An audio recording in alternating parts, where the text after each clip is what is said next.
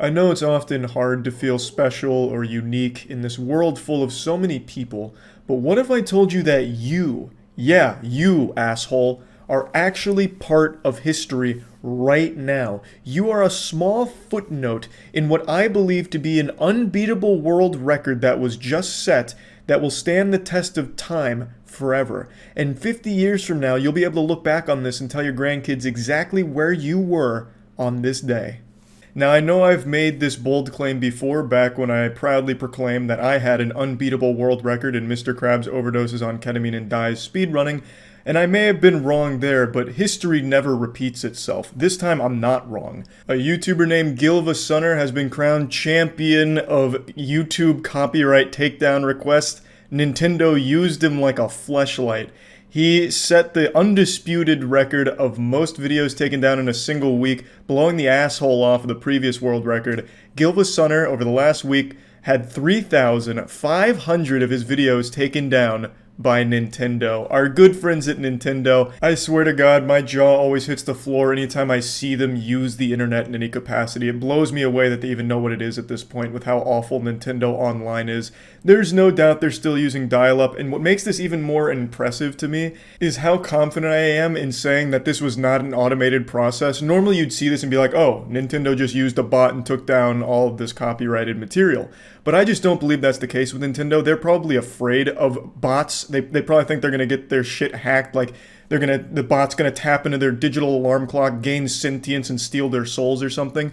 So I truly believe they just had some unpaid interns manually go through 3,500 of GilvaSunner's videos and go through the tedious, laborious process of filing the copyright takedowns manually on each of them. And 3,500 takedowns is absolutely absurd. That is such a fucking crazy amount. If you ate a single M&M for each takedown here, you'd be diabetic by the end of it. It's fucking wild. Now, what was GilvaSunner's content that elicited such a response from Nintendo? GilvaSunner is a channel that re-uploaded Nintendo music because Nintendo themselves doesn't officially publish it anywhere that I can find. It's not on Spotify, and they don't release it digitally anywhere, at least not from what I've been able to find or what I've been able to pick up from the community. So they have YouTubers that do it for them, but not official YouTubers, just fans of Nintendo properties will take and upload video game soundtrack from Nintendo properties and post it on YouTube so that way people can listen to it and enjoy it without having to fire up the Nintendo Switch, plug their headphones into it, and walk around with a Switch in their pocket just to listen to their favorite Smash Bros. Song. Which is obviously impractical, and that's still not even a real solution because the Switch will turn itself off after a certain amount of time, so you'd have to just keep playing the game to keep hearing the music. So the only way that Nintendo fans can enjoy the soundtracks is from channels like GilvaSunner. And so Nintendo is just too fucking lazy and out of touch to do it for themselves, so fans took the responsibility and uploaded it so that way people could enjoy it. And the music slaps. Nintendo music has always slapped. But Nintendo's finally starting to strike back, and they targeted GilvaSunner first. I don't know if he was necessarily the biggest channel for it, but they came at him with the condom off. They stretched his ass out. There was no mercy here at WrestleMania. Nintendo went wild. So the thing is, Nintendo is completely within their right to do this. This is their property. They can defend it however they like, and they always do. You see them millions of times taking down fan projects. That's no surprise that they've done this. But it's really super scummy to think about it when there's no alternative, right? Like if Nintendo had an official release for their soundtracks, or their soundtracks were on Spotify and other places, then yeah, obviously taking down channels like this makes sense because why not just go to the official source? Why bother with the re-uploads from someone else that's not affiliated with it? But Nintendo took this shit down, and there is no alternative, so it's just buried now. Now you have to, let's say you're at a party, and you're like, hey guys, let's listen to Luigi's Mansion soundtrack. You can't just be like, pass me the aux cord. It's going to be like, all right, pass me the GameCube so I can set it up and fire up Luigi's Mansion and listen to the soundtrack. Because that's the only way you can do it. There's no other, official way of listening to Nintendo property music other than the YouTubers who are re-uploading it, which is illegal, of course. Nintendo can take it down, but I don't see why they do when they don't upload the official soundtrack themselves. If they were going to start uploading the music themselves, then sure, take that shit down. And I'm sure even the channels will be like, hey, that's fine because we can't even monetize it anyway. It's not like it affects them that much. So it is pretty shitty if you ask me. Of course, it is fully within their right to do so, but they don't have an official way of listening to this music. Nintendo refuses to release it, and they've never fucking bothered. So why even target the people that are just uploading it as fans? They're not making money off it. They're not stealing customers from Nintendo, these fucking fossils that run Nintendo always surprise me with just how silly their decisions are. They are truly against fun. And they're just so behind the times, it's laughable. Again, look no further than Nintendo Online. I will always take every opportunity imaginable to warn people about Nintendo Online. I'm like one of those doomsday people that stand on the side of the road like, the end is coming, buy my eucalyptus oil or whatever. You know, it is really that bad. I will always take every chance I can to drop my pants and plant a little stinker sprinkler right on the Nintendo Online service and talk about how shitty it is. You are paying for the worst online service in the business. It is a joke. And Nintendo charging for it is nothing shy of Nintendo spitting in your face. It is downright unusable on certain games. It's so fucking garbage. And Nintendo doesn't care. They don't improve it. They don't bother. It's pathetic.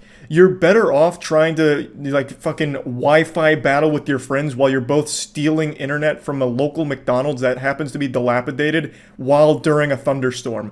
Like that's the kind of service you get when using Nintendo Online. It is trash.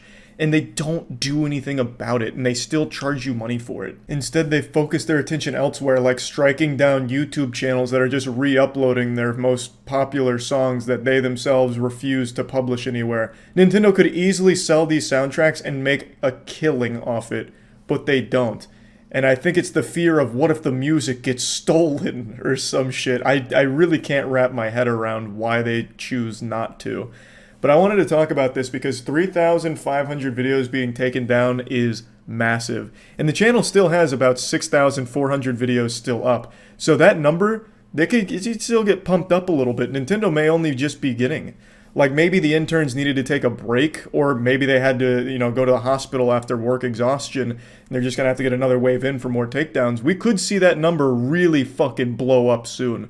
Like it's 3,500 now, but it still has the potential to almost get to that 10K mark. So we'll have to wait and see, but it's something I wanted to talk about. It's not surprising to see. Nintendo has always been ruthless with the way it handles its copyright enforcement.